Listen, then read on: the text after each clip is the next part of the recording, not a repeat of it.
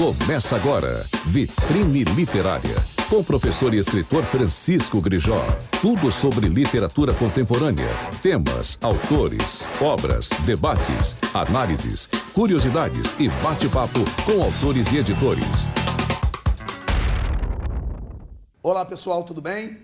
Mais uma edição do Vitrine Literária com Francisco Grijó, aqui pela página de vídeo do Folha Vitória, pela TV Vitória, pelo Spotify. Bem, nós estamos aqui para mais uma vez bater um papo sobre literatura e hoje é realmente um dia muito especial.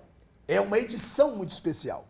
Mas por que ela é tão especial assim? Você vai dizer, Grijó, você diz que todos são especiais. Mas eu vou dizer que esse é mais. Por quê? Primeiro, porque eu levei muito tempo para convencê-la a vir aqui. Segundo, porque a minha relação com ela extrapola a relação de fã e ídolo. No caso, eu, o fã, ela, o ídolo. Né? De ídolo literário, de uma figura que foi muito importante quando eu entrei na faculdade. Ela foi minha professora. E depois ela me ajudou muito, fez o prefácio do meu primeiro livro. Nós vamos conversar sobre isso. E é, indiscutivelmente, uma das autoras mais importantes da literatura brasileira contemporânea. E quando eu falo contemporânea, eu não estou falando só do século XXI. Eu estou falando que ela está nesse topo, nesse cume da pirâmide, ela está desde os anos 80. Quando eu pelo menos li o primeiro livro dela, intitulado As Contas no Canto. Eu estou falando justamente de Bernadette Lira, que nos dá a honra de estar aqui hoje. Vamos bater um grande papo sobre a produção literária, sobre o trabalho dela com cinema. Ela que é professora da UFES, ela é professora também na USP, ela ensina cinema e ensina literatura. Imagino que você esteja aposentado dos dois. Eu estou, né? Ainda bem. Mas nós vamos conversar sobre isso, de como a literatura e o cinema podem se ajudar literariamente e, claro, falar sobre toda a trajetória dela com 15 livros ligados à literatura. Bernadette, minha querida amiga. Com um dado interessante. As relações da família Lira com a família Grijó são anteriores a nós, porque o pai de Bernadette, seu Álvaro Lira, era muito amigo do meu pai. Os dois se gostavam muito e se encontravam muito em Conceição da Barra. Nós vamos falar sobre Conceição da Barra também, porque é a terra de Bernadette. Bem, eu já falei demais, agradeço demais a você por você estar aqui. Foi muito bom eu ter insistido para você vir e espero que você curta o programa. Posso começar com uma pergunta bem provocativa? Claro, pode sim. Então vamos lá. Obrigada pelas palavras. É o seguinte, Bernadette, você é romancista e você é contista. Uhum. Há uma história, quase um meme verdadeiro de que o Cortázar, que é um dos seus ídolos, e é também meu, aliás, foi você que me apresentou o Cortázar, que o Cortázar teria dito que o conto derruba o leitor por nocaute, enquanto que o romance derruba por pontos. Eu quero saber de você o seguinte, você é uma mestra dos dois gêneros, o conto e o crônico, o conto e o romance. A sua preferência em trabalhar a personagem, a trama, está no conto ou está no romance? Eu tenho a impressão que, na verdade, eu sou uma contista fazendo romance. Porque o romance, ele vem na literatura com toda aquela ideia de que o humano toma lugar de uma espécie de mitologia do divino. Né? Você sabe muito bem que o romance vem para trazer as peripécias do humano em contraponto com a literatura da Idade Média. Certo. Então, quando ele vem, ele desbanca todo um aparato religioso, um aparato de Deus, que tudo vinha do céu, que coloca no homem o poder de gerenciar a sua vida, as suas ações.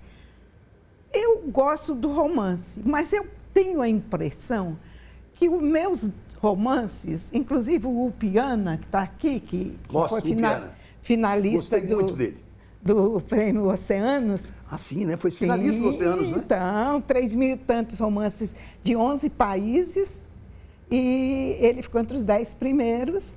Não foi o finalista do primeiro lugar, mas ficou entre os 10, o que já é uma laura muito respeitável para mim e muito proveitosa e querida. Bom, o próprio Piana, ele não tem aquela estrutura do romance fechado, que conta uma história, que, na verdade, o romance conta a história de pessoas, dos homens. E eu não tenho um fôlego muito longo para a história das pessoas.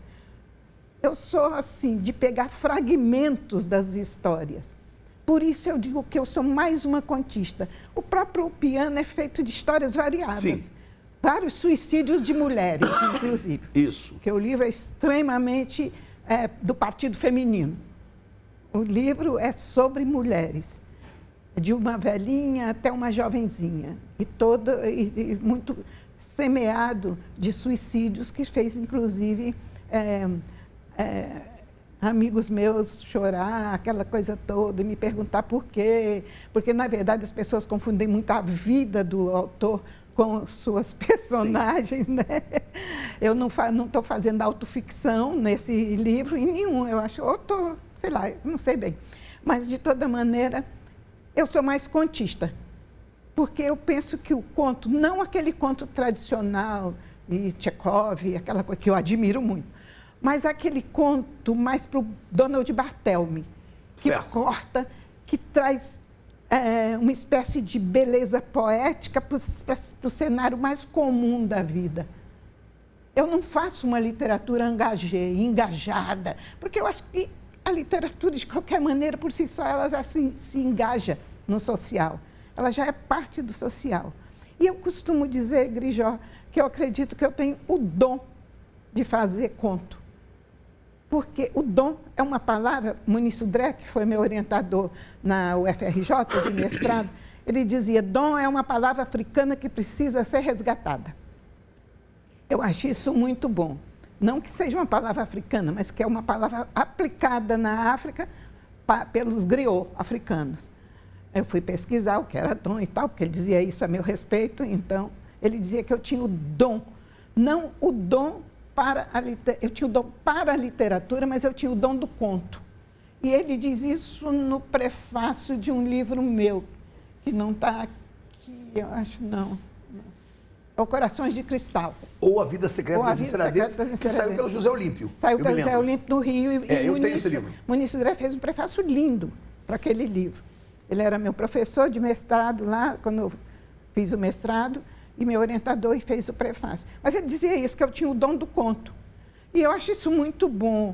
Eu acho que está num deles, nas Contas no Canto, não, é no próprio Corações de Cristal, em que o Antônio Carlos Vilaça, né, um crítico respeitado do Rio, do Pen Club e tal, que eu conheci pessoalmente, morei no mesmo hotel em Santa Teresa que ele, era velhinho, adorável velhinho. E ele diz assim no prefácio, na orelha do livro. Não, nem é ele, é o José J. Veiga que diz. Que era um grande contista e um grande romancista, né? Muito. José Jacinto Veiga. Isso. José J. Veiga ele tirou o Jacinto porque a numeróloga disse que precisava tirar o Jacinto. Aí ficou só José J. José J. Veiga. Mas voltando, ele diz assim, esse livro tem contos de extrema delicadeza e beleza e tem muito cobrão de nome feito que não encosta nesses contos. Exatamente, eu me lembro disso. Se encostar, leva tom. Eu me lembro dessas palavras. Desde então, eu não sei se foi isso, se foi assim, sabe? Eu fiquei tão... que eu resolvi que eu sou contista. Respondendo a sua... Você respondeu sim, mas você, no meio dessa sua resposta, você falou uma coisa que sempre me intrigou muito e que eu já trouxe a discussão aqui com outras mulheres, né? Eu falei isso com a Aline, eu falei isso com Marcela Guimarães, eu falei isso com Carla Gerson. Que bom, você estava com um tipo de menina muito forte. Eu sempre trago mulheres aqui porque eu acho que as mulheres falam sobre algo que a gente não conhece, que nós homens não conhecemos, que é justamente o universo feminino. Isso. Só que é um dado interessante. Você escreveu O Jardim das Delícias. As Contas do Canto é um livro em que as mulheres são muito expostas. Muito. O Jardim das Delícias também. Também. Né? Exato. A Panelinha de Breu, a Capitoa, o Piana. Parque das Felicidades. Esse eu não li ainda. Memórias das Ruínas de Creta. Ou seja, os seus livros trabalham muito esse universo. A minha pergunta para você é a pergunta que eu fiz para elas. Existe uma literatura feminina? Não. Existe um modo feminino de fazer literatura. Olha Qual a a diferença. Você não... Eu, por exemplo, eu falo de mulheres porque o homem, para mim, é o outro lado da lua. É aquele lado oculto. Existe, está lá, eu sei que existe, mas eu não vou me aventurar no meu foguete. De jeito nenhum. Uma boa metáfora, né?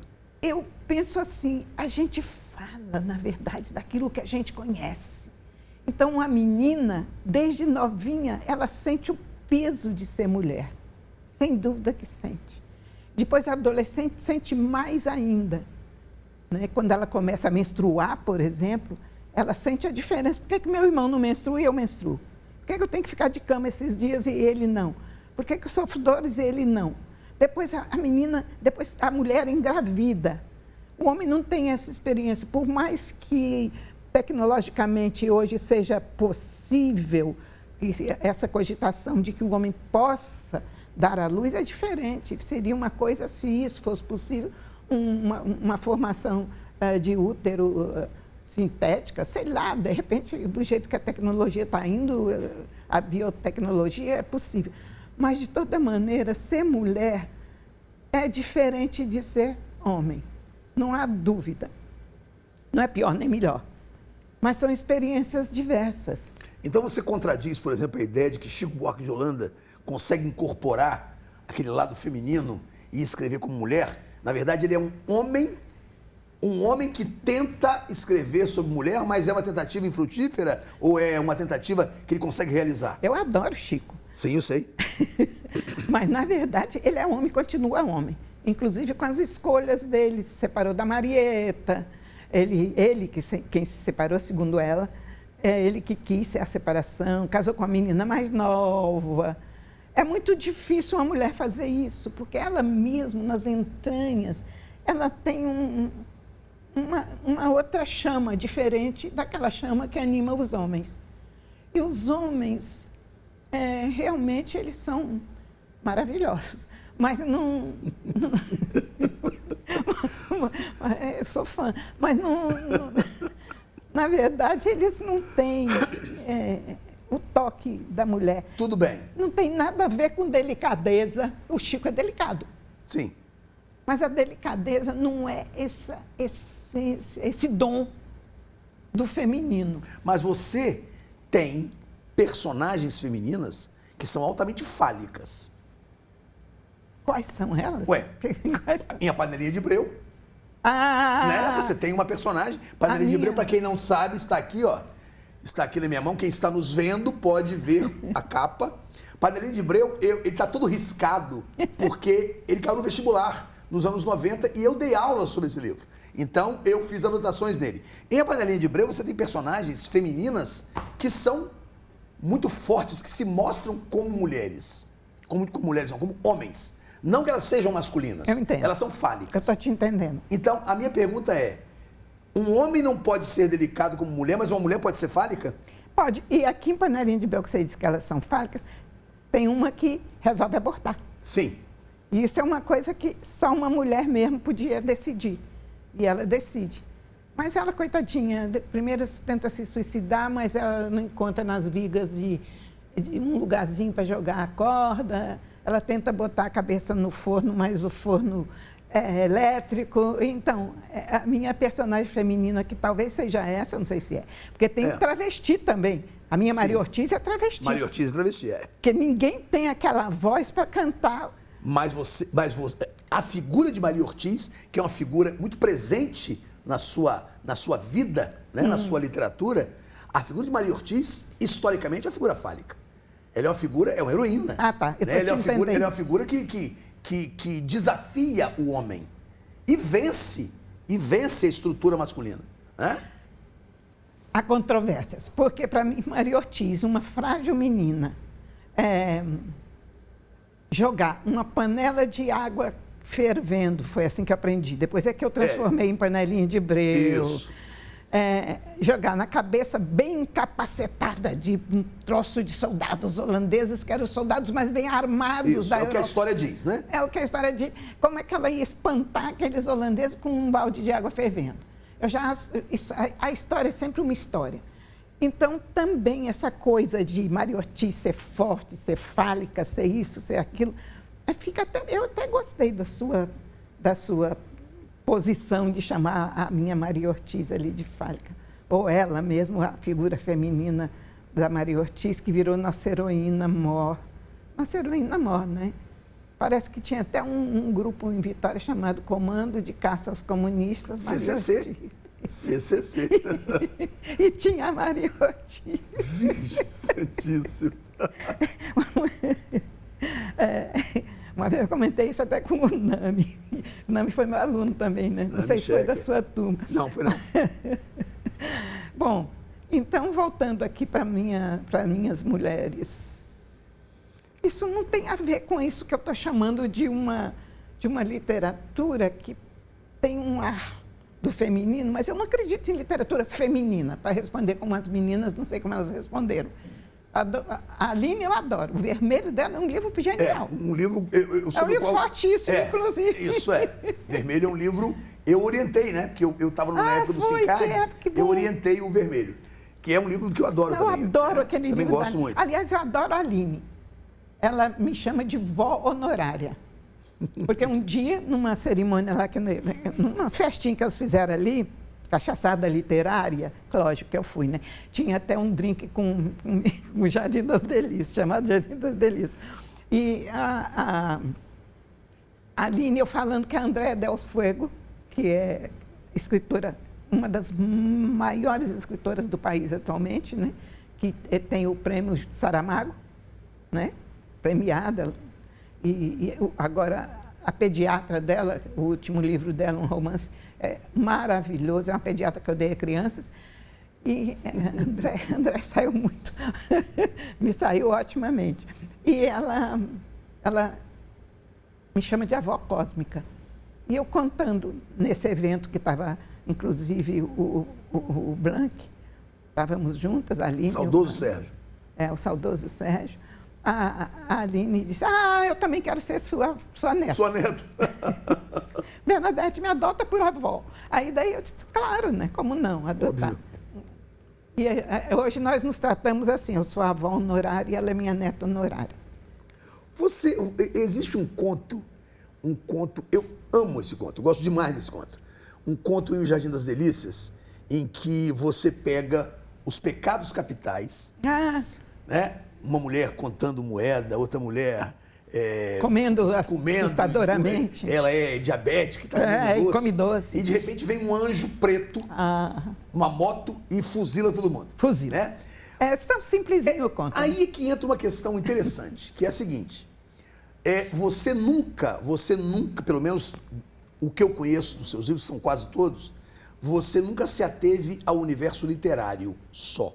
Você expande, talvez até muito por conta da sua relação com o cinema, você expande para o pictórico, para a imagem.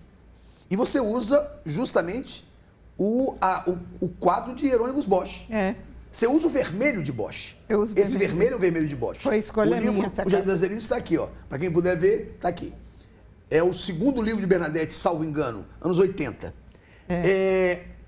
Essa ligação sua com a imagem levou você ao cinema ou você já vinha com essa ligação com o cinema antes de se tornar uma escritora? Bom, você está usando aí o cinema, uma palavra que me é altamente cara.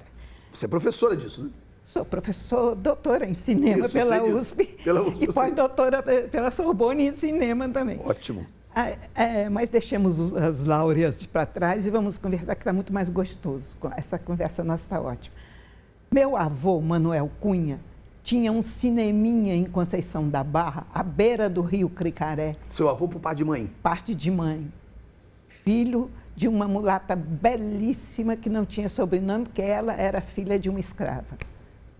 Olha só. Eu digo aqui o nome da minha bisavó com o maior prazer. Geraldina Maria Júlia. Sem sobrenome. Que beleza. Era mãe do meu avô. E meu avô um poeta também, perdido lá nos confins de Conceição da Barra e Itaúnas, e um homem que tentava movimentar socialmente a cidade, né? Muito também por causa da ascendência dele, ele tinha avó que tinha sido escrava, aquela coisa toda. E ele fez um cineminha. E eu era carregada no colo de minhas tias e de minha mãe menos, mas que ela tinha também os gêmeos pequenos.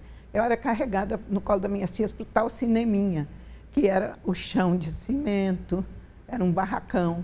Eu tenho até hoje a lente, porque era uma máquina onde se vertia um líquido misterioso. Era uma coisa que eu não sei. Os filmes vinham de navio da Bahia, porque a gente, no Conceição da Barra, não tinha muita ligação com o final do Espírito Santo, com o fim, como a gente chamava, o sul. A gente tinha com a Bahia, porque era mais fácil. O navio vinha... Sim, sim, é verdade. Né, muito mais fácil. E vinha pelo mar, entrava pela Barra do Cricaré, chamava-se São Mateus, porque o jesuíta Anchieta resolveu rebatizar, achando que era um desaforo índio botar nome em Rio, mas os índios chamavam ele de Cricaré, e ele voltou agora a ser Cricaré, exatamente. Cricaré, ainda bem.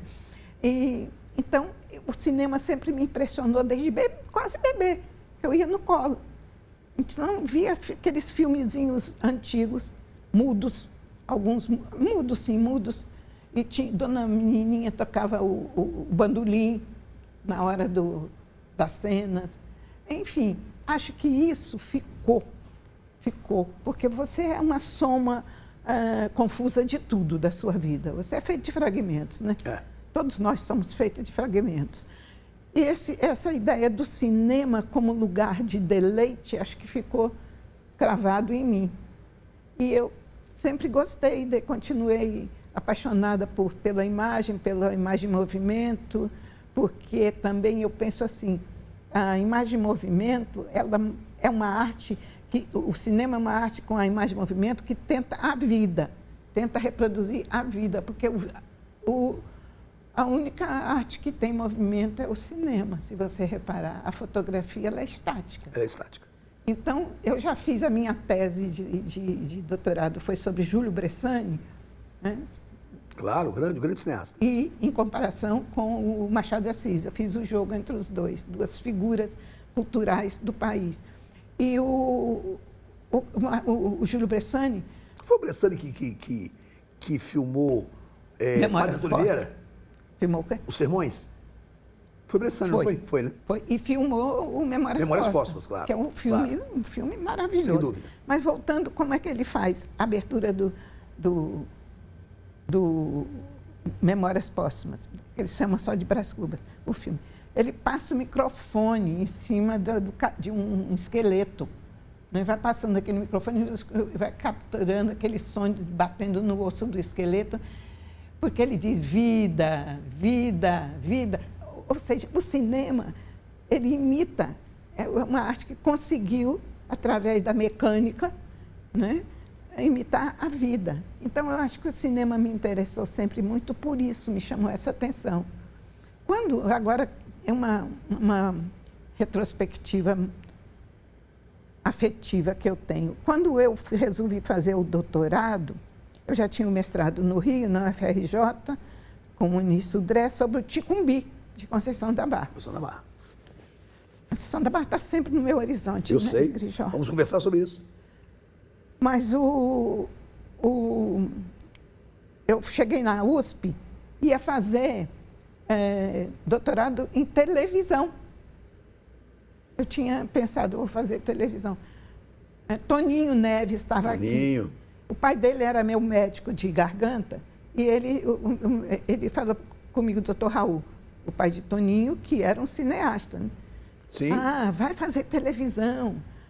Toninho falou que você devia fazer televisão. Falei, eu vou fazer doutorado em televisão. Cheguei lá, quando eu vi o curso de doutorado em cinema, falei, não, eu vou fazer cinema. Ismael Xavier. Isso. Olha, Peñuela, que foi meu orientador, um espanhol que veio dar Ribot no Brasil com a ditadura espanhola, ele veio para cá. Enfim, eu me dediquei a isso, ao cinema. Ótimo. E eu acho que só respondendo... Nós vamos continuar no próximo programa. Nós vamos ter mais um programa com você, hein? Ó céus. Nós vamos parar aqui agora. Eu vou interromper, Bernadette. Nós vamos parar o programa e vamos retomar para a próxima semana. Então fique ligado, porque essa foi a primeira parte do programa especialíssimo com Bernadette Lira, que vai ter uma continuidade. Então, lembrando, na próxima semana, Bernadette Lira, parte 2. Até lá, gente. Como no cinema, né? Isso. Você ouviu Vitrine Literária, com o professor e escritor Francisco Grijó. Tudo sobre literatura contemporânea, temas, autores, obras, debates, análises, curiosidades e bate-papo com autores e editores.